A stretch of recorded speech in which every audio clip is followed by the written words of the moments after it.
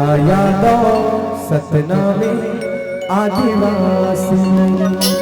संगवारी में छत्तीसगढ़ के जो प्रमुख जाति तेली, कुर्मी, नाई, सतनामी, यादव, आदिवासी, ये सब जन एक हो जाए के प्रयास करें और गाना के माध्यम से लड़ाई झगड़ा से दूर होके और समस्त छत्तीसगढ़िया भाई बना एक हो जाए, आपस में प्रेम बना के चले। कोशिश रही थे वो गाना बना के उद्देश्य से कुछ न कुछ कहीं न कहीं रहे थे। ये गीत बनाए के उद्देश्य भी वही है कि छत्तीसगढ़ के सब छत्तीसगढ़िया भाई बना एक हो जाओ, कोई किसी से दुश्मनी नहीं, कोई किसी से लड़ाई नहीं।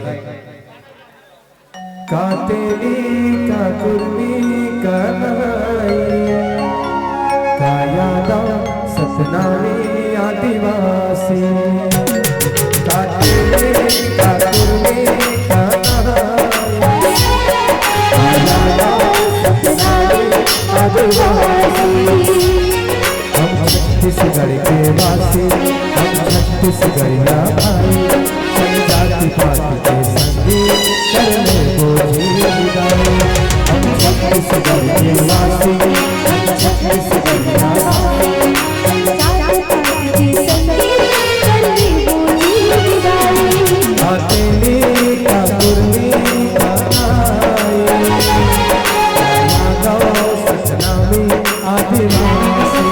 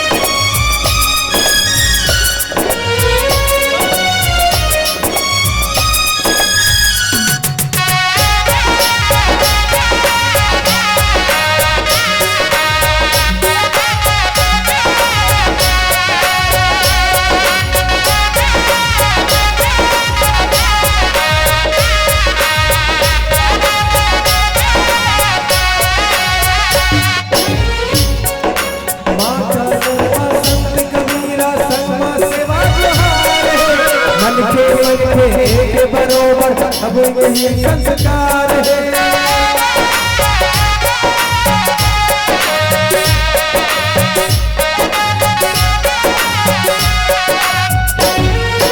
करवट दरिया सुआ पत्ती नाच बोल जावेगी, इतनी गुरवी बरस सुहारी, संगमा काशी था बोझी, संगमा काशी था बोझी, संगमा काशी था बोझी।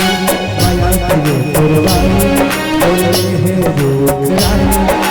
छत्तीसगढ़ के वासी, हम छत्तीसगढ़िया भाई, माया की गुरबाई बोले हैं लोग बुराई।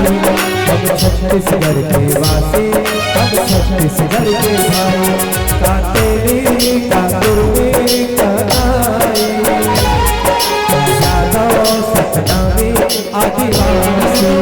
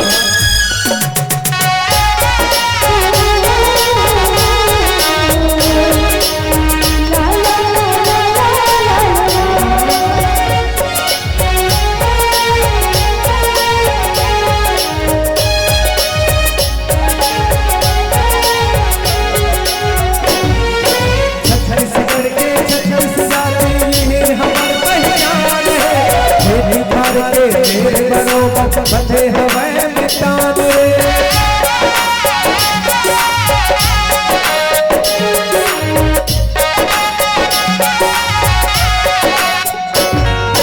छत्तीसगढ़ के 36 जाति यही हमारी पहचान है।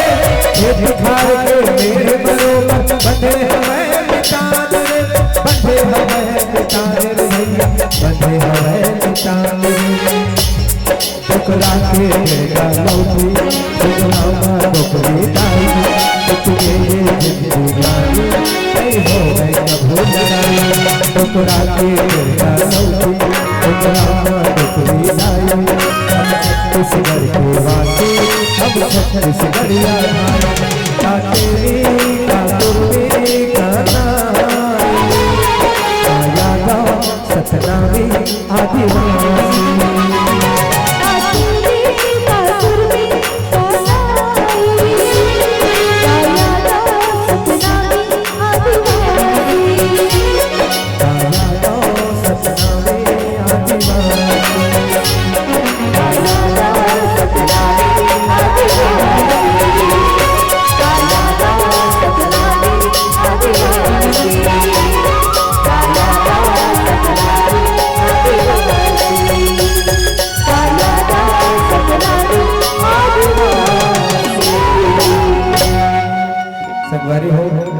ये जो गीत रही से एक संदेश है कि छत्तीसगढ़िया भाई बस सब एक हो जाओ। हमारे समाज के लिए अनुरोध करता हूँ आप सब जन एक हो जाओ। ये राजनीति के चक्कर में आके संबंध खराब मत करो। सबके धर्म एक, धर्म की जाति एक, और सब कोई हम सब एक। काबर गई बाबा जी बोले, बाबा जी के ही कथन है, मनखे मनखे, चिल्ला के जोर से, मनखे मनखे, मनखे मनखे। बहुत बहुत धन्यवाद। जय सतनाम, जय सतनाम।